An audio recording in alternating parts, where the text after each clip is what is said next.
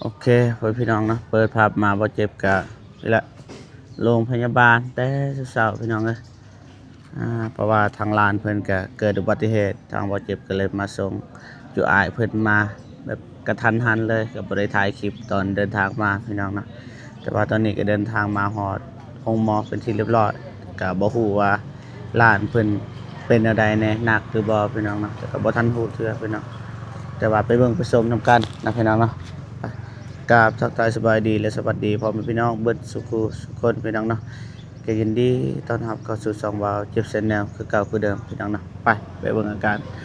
ลานเพิ่นก่อนพี่น้องเนาะไปบ่ฮู้ว่าเป็นอะไรเกิดอุบัติเหตุขี่ไปโรงเรียนแต่ว่าบ่ฮู้ว่ารถล้มหรือว่ารถตามกันพี่น้องไปพี่น้องยังบ่เจอซะอยู่ใส่พุทธจ้ะ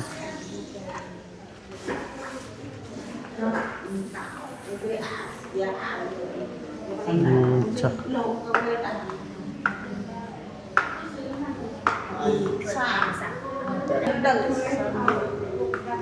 มันเอาไปสกปไป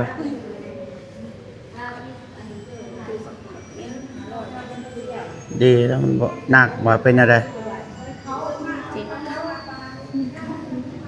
ใครตามกันนะว่าขี่รถล้ม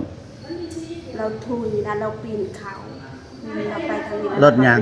รถจักรเกาะใส่กันเราก็ไปทางตกใจคือว่าหนักบอกว่าไอ้นี่เราอันต่อว่าคือเราบดจักเองยังเลยตะกูดไหลมือปืนแล้วกันพอเราผู้ใดหนักกว่ากันเราอะไร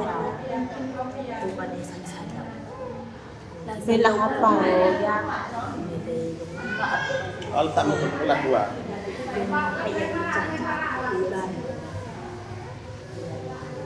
แล้วไปก็วันหนึ่งสั่งกุบาสังเกตมาอุปปาโมเป็นไปอะไรเสาหมาก็เลยยุงเป็นหมาเยอะเรื่องน่ะมาเดินนี่เป็นในน้าเนี่ยนะซ้ำเลือดหน่อยนึงเอาพวกนั้นคือว่าบาท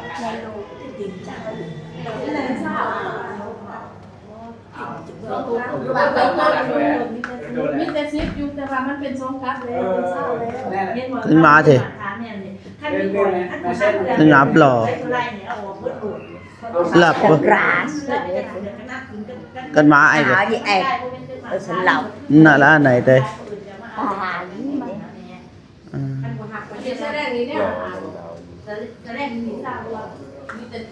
ใครแน่บ่กับกันมากับอาการเป็นใครแน่แล้ว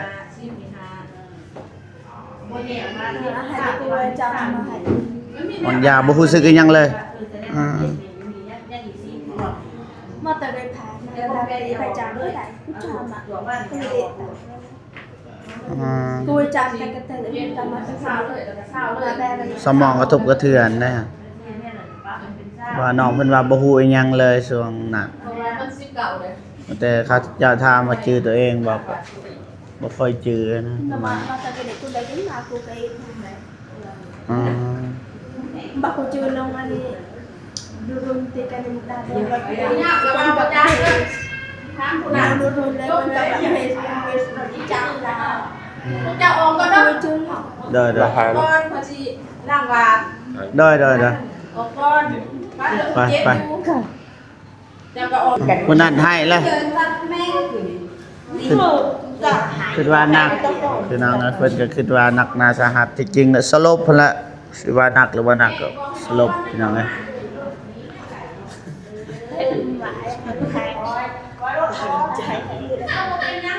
อย่าว่าเรามีสักอันเด็ก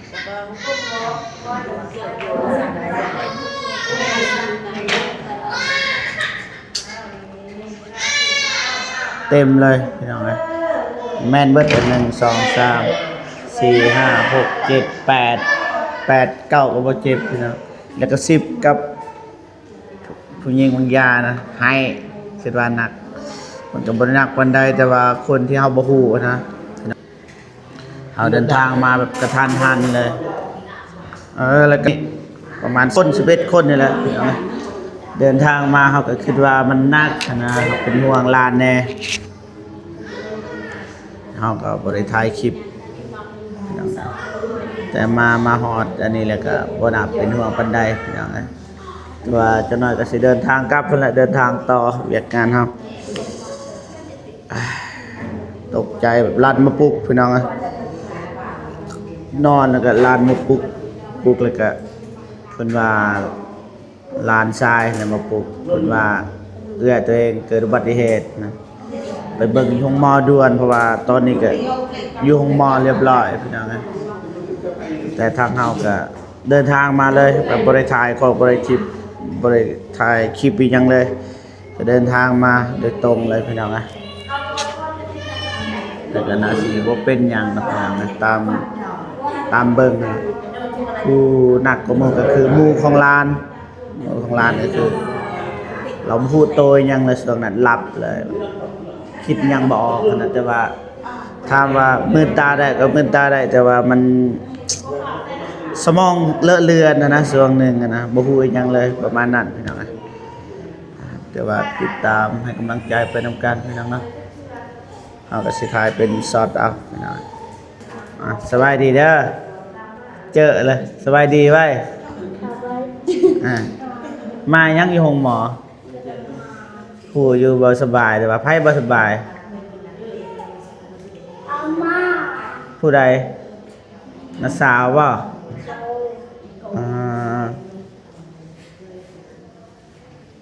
ไปเข้าไปได้บ่กวนเด็กน้อยเพิ่นนั้นรู้จักคนแบบว่าน้องเพิ่นมีความฝันจะเป็นนักร้องอะไรช่วงในเตียงเราถ่ายคลิปอย่างนะแต่ว่ามาเจออยู่หมอคือกันพี่น้อง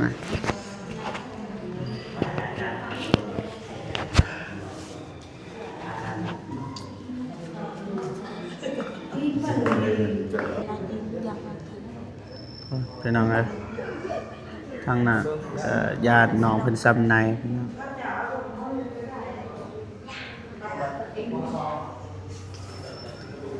แม่จอทายหงเด้อ ผมบ่ล้างให้ใช่ปะหอดห้องหมอมันต้องล้างพี่น้องเลยมันจะว่าบ่ให้ถ่ายคลิป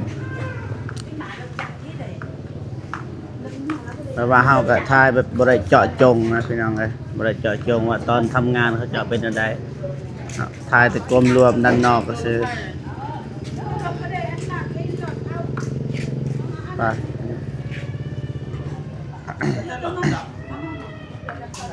น้องเพิ่นบ่ฮู้อีหยังเลยยาพี่น้อง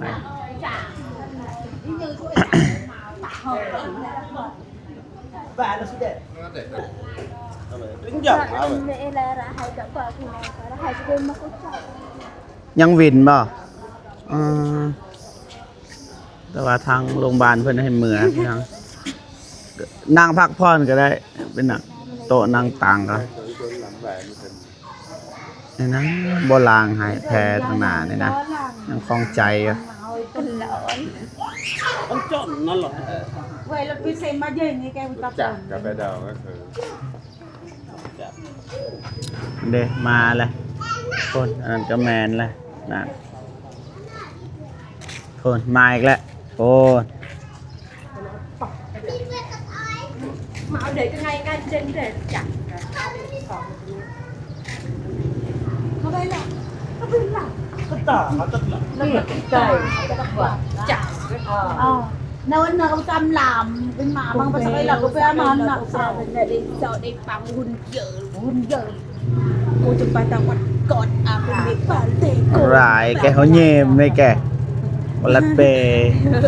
เราจอลดีแล้วมัน เงินคำ บ่หนัก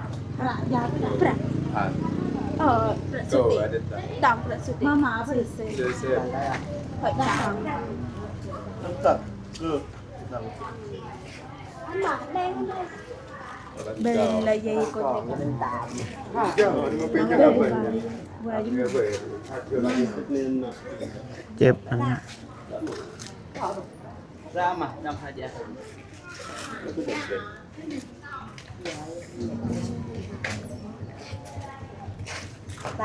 Tem. chờ mà không dài chờ mà đi กันไม่ตาแม่งบ่เบิ่งอาการก่อนจังว่ากัน แล้วจะเอาไปเกิน ช็อตมาเถื่อน ไปอันนี้เฮาสิล้างบาดอยู่ไสอีกอันนี้อยู่โรงพยาบาลแต่ก็เขาบ่ล้างให้ อย่างี้ยุยเลย ไม่แต่ไปล้างอีก เด็กนี่เงี้ย นี่ดังไงเด้อ ดังเอาเงี้ยเร็วมาหายเสียเปล่ากันพี่หมอก็พูดว่าเป็นเต้ยแล้วจะกันไง เอ้ายังไงเราคือยังน่ะ ได้ล้างบาดนี่คือจังซี่นี่คือหน้า ล้างแล้วก็ติด ก็ไม่หลับเตย เราก็เดินหลับก็เติบไปยังไงล่ะ เตยก็ยังยัง นี่มาใครดังไงเด้อ ก็จำงาแผดเตย ท่านอยู่เนิ่มมันอยู่แปรปรวนเนิ่ม ก็เจ้า ขอบไปได้สักได้เศษคือ มันไปเยอะแบบเขาก็ว่าคิดว่ามันบ่เป็นหยังไปล้างเองก็ได้ไปติดบาดซื้อยา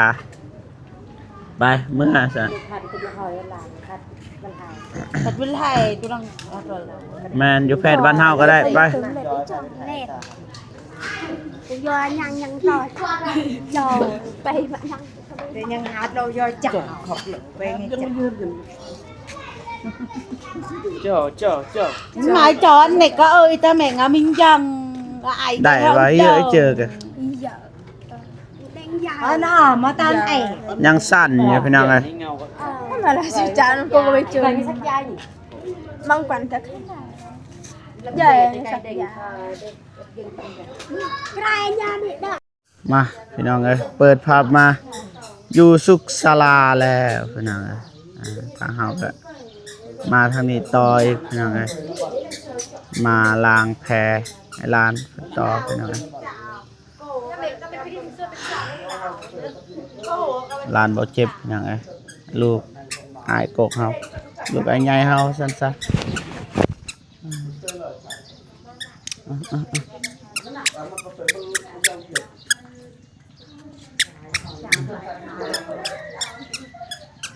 อันนี้แหละทางเฮาก็บ่สะดวกเข้าไปถ่ายทางในเนาะบ่อยากถ่ายบันไดแต่ว่าให้ทางหมอเพิ่นจัดการเลยพี่น้องเอ้ย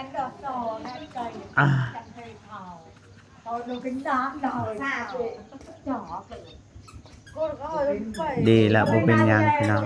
แบบลงค่อยตามที่ยินลานเราอย่าลงค่อยแล้วก็พอดีลงคอยมันอยากไวแน่นะขี่รถไวพี่น้องไงมันอยากขี่รถไวแล้วก็พอดีอ้ายเพิ่นกายไปแล้วก็ตัดหน้าเลยเข้าไปนะเพราะว่าอ้ายเพิ่นสิลงไปเก็บไฟแต่ว่าอ้ายเพิ่นก็กายแล้วก็ปาดหน้าเลยนะจวดเลยปาดหน้าเลยก็เลยตามกันแล้วก็แล้วก็บ่ฮู้โตเลยทางน้องเพิ่นอยู่ทางหลังนะน้องสาวคนหนึงอยู่ทางหลังบ่ฮู้อิหยังเลยแบบหลับเลย เขาเจ้าก็บริวนเรื่องรถเรื่องอิหยังแหละก็บ่จื้อหน้าคนแน่แต่บางคนก็ว่าจื้อพี่น้องแต่ว่ามีคนใกล้เฮือนหลังนั้นนะเว้าว่าจุฬาเฮาผิดนะก็บ่ฮู้ว่ามันผิดได้จังได๋พี่น้องนะเพิ่นว่าเนี่ยบ่ต้องปรับใหม่บ่ต้องอันนั้นเด้อเพิ่นว่ายินหลานเพิ่นว่าเพราะว่าจุฬาผิดนะเพิ่นหันบ่ผิด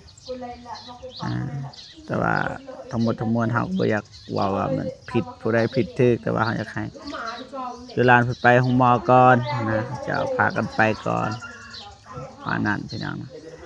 นะที่แน่ๆในคนที่แล่นปาดหน้าในคนนั้นเป็นคนผิดพี่น้องนะตามที่เราเคยได้ยินนะแต่ว่ากฎหมายเขาก็บ่ฮู้ดอกพี่น้องนะทางนี้ทางนั้นก็บ่ฮู้ดอกกฎหมายเป็นแนวใดแต่ว่าถ้าแล่นรถไวคือกันแต่ว่าผู้หนึงแล่นกายปั๊บแล้วก็ปาดหน้าปั๊บมันก็แน่นอนแหละพี่น้องมันต้องต่ำแน่นอนเดี๋ยวว่ากัน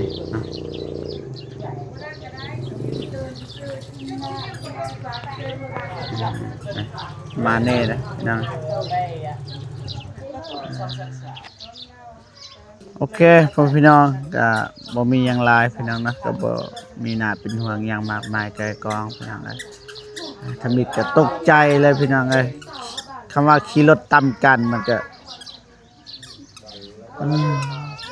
เลยแล้วก็ถามเขาเจ้าว่าขี่ไวบ่ไวขี่รถไวมันก็หัว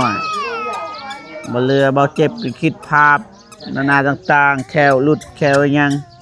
นะก็เลยบ่ได้ถ่ายคลิปนะก็เลยได้ทางไปโดยตรงนะแบบไปเจอแบบนั้นโอ้มันก็บ่มี